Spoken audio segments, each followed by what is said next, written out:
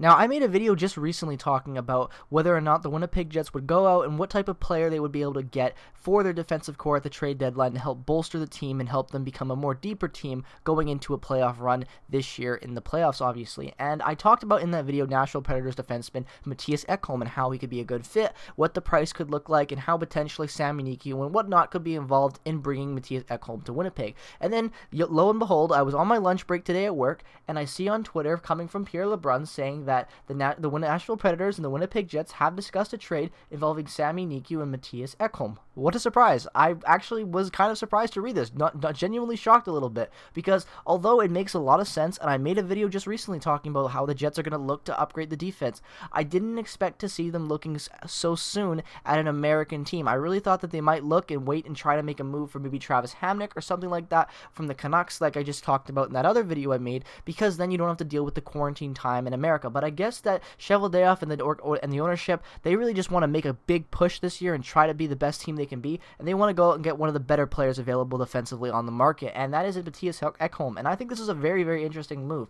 because they also go in to talk about how whether or not Pierre LeBrun wonders if a first in Niku would be enough to acquire Mattias Ekholm, and that he thinks that is a player that could put Winnipeg over the top. And although I don't think he'd put Winnipeg over the top as one of the best teams in the league, I think Ekholm would really fix a lot of the problems defensively and really shore up that top four for the Jets moving forward into the playoffs. It could be a very, very, very good get for them. Now, the only situation this brings up, and like I talked about in that video where I talked about all the type of players the Jets could get to help fix the defense, is that you're going to have to think about this. The first round pick for the Jets this year, not very valuable. It's not going to be most likely a very mid to late pick in a weak draft class that the Jets probably don't even really care about picking in, if I'm being honest. The only advantage to keeping your first round pick this year is because of the expansion draft, where you could possibly make in a deal like what we saw the Jets do with the Vegas Golden Knights originally, so where they selected Chris Thorburn and left their players alone that were exposed in Toby Enstrom. So they could be something like that, where obviously the Jets could have an advantage of keeping it first to make a deal with the Kraken.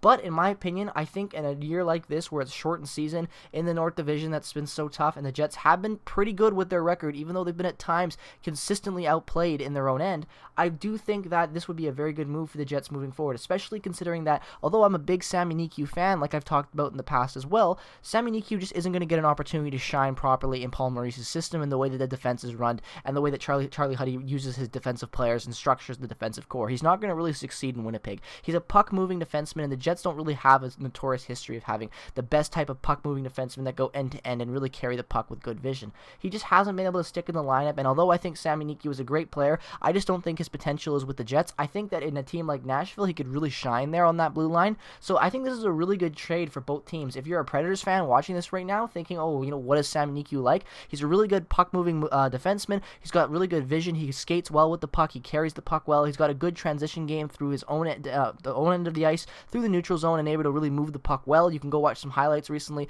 where he was playing against, I believe, the Montreal Canadiens, and where he was able to make some really good breakout passes. He's just looked very good in different games and throughout his career. He's just had ups and downs. Obviously, he didn't start the year that good, but I think that he has a lot of potential still to be an NHL really good caliber guy. So I think this is a really good move if you're the Nashville Predators. You've got a good young defenseman with a lot of potential, a first round pick that's late anyway for a guy that's going to be expiring after next year who's in his early 30s. I think this is a good move for both clubs. I think that it really does help the Jets. I think it really does help the rebuild, the slow rebuild that the Predators are starting to get themselves into. I think Niku would be a good addition to that blue line for them, and I also think that the first round pick makes sense. I think that this is a really good trade. There must be some other reason involved right now. Most likely, if I'm the Jets looking at Cheveldayoff, it must be something to do with cap, because honestly, if I'm the Nashville Predators and I'm the Winnipeg Jets and I look at this trade, I think this is a win-win for both clubs. I really do. I think there's a lot of potential within Sami Niku's game, and a first round pick I feel like is enough to get it done. And it also maybe depends on whether or not there are better offers from other teams in pursuit of Mattias Ekholm as well.